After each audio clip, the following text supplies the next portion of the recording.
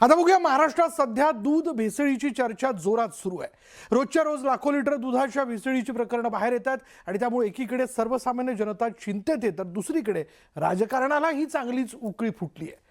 जयंत पाटील यांनी केलेल्या आरोपांचा रतीब घातला आणि त्यावर सुरेश धस यांनीही उत्तर देत राजकीय वातावरण तापवलंय। पाहुयात या दोन नेत्यांमुळे राजकीय वादाची वाफ कशी निघू लागली आहे या स्पेशल रिपोर्टमधून। दूध भेसळीवरून पाटील धस तापले। पत्नीचा फोन, पाटलांचा टीकेचा दृष्टिकोन। नाद करायचा नाही, धसांनी सुनावलं। पाटील धस वादाला राजकीय उकळी। माझ्या नादी लागू नये, मी सोपा डावसायचा माणूस नाही।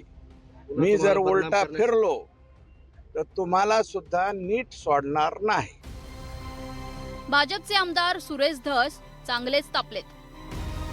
खरं तर कायमच आक्रमक आणि गावरान शेलक्या भाषेत बोलणं ही सुरेश धस यांची ओळख आहे।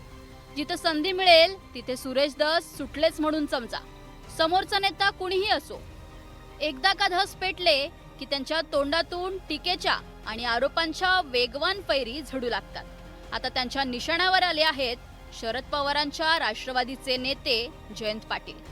यात जयंत पाटील यांनी दूध भेसळीच्या मुद्द्यावरून काही दिवसांआधी सभागृहात एक आरोप केला, ज्यावरून सुरेश धस चांगलेच खवळलेत। तुकाराम मुंडेंनी सांगितलं, चुकीच्या लोकांचं दूध तुम्ही चुकीचं दूध घेऊ नका।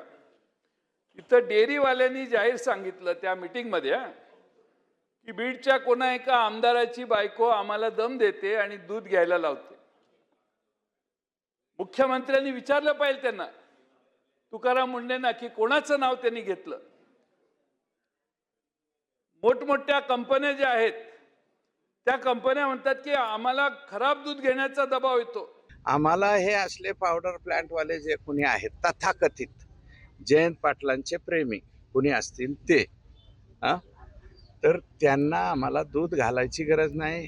आम्ही त्यांना भीक घालीत नाही किंवा आम्ही त्यांना भीक घाला असं म्हणत नाही। मोठे डेअरी प्लांट वाले आहेत।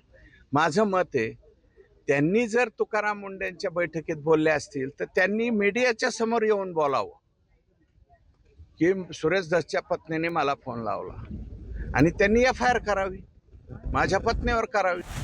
सुरेश धस एवढ्यावरच थांबले नाहीत, तर त्यांनी जयंत पाटलांना थेट नाद करायचा नाही असं म्हणत इशाराच दिलाय। सोबत स्वतःच्या दूध संस्थेबाबतही त्यांनी नवी माहिती दिली आहे। एकदा होऊन जाऊ द्या ना, महाराष्ट्रातल्या ज्या ज्या चिलिंग प्लांटचं दूध कमी झालं असेल त्या सगळ्यांवर FIR दाखल करा। जर माझं कमी झालं असेल, माझं म्हणजे माझ्या सहकारी संस्थेत कमी झालं असेल तर माझ्यावरती गुन्हा दाखल करा। आणि जयंत पाटील जे बोलतायत कणव घेऊन, ज्यांचा कोणाचा मोठा प्लांट आहे त्यांना आम्ही दम बिम दिला मानतो, मी तर म्हणलं त्यांनी FIR करावी। तर मला वाटतं त्यांनी माझ्या नादी लागू नये, मी सोपा डावसायचा माणूस नाही। मी जर उलटा फिरलो तर तुम्हाला सुद्धा नीट सोडणार नाही। जयंत पाटलांनी ती तिकडं बघायचं, ती दादागिरी त्यांची, ती नौटंकी बोलण्याची आणि त्याच्यानंतर याच्यात बोलायचं। तुम्हाला जेवढं जमतं ना, देवाने तुम्हाला जेवढं दिलंय त्याच्यापेक्षा 1% आमच्या देवाने सुद्धा आपल्याला जास्त दिलेले। तुम्हाला बाकीचे लोक गप्प बसत असतील, आम्ही गप्प बसणार नाही। एकीकडे महाराष्ट्रात दूध भेसळी विरोधात तुकाराम मुंडेंनी कारवाईचा धडाका सुरू केलाय। त्यातून रोजच्या रोज चक्रावून टाकणारे आणि हादरवणारे आकडे समोर येत आहेत, तर दुसरीकडे जयंत पाटील आणि सुरेश धस मात्र एकमेकांना आरोपांचे रतीब घालतायत। आता या सगळ्यातून राजकीय वातावरण मात्र चांगलंच तापलंय। आता धस आणि पाटलांमधली तापलेल्या राजकारणाची उकळी आणखी किती उतू जातीये बघायला हवं। Bureau report, news 18 Marathi.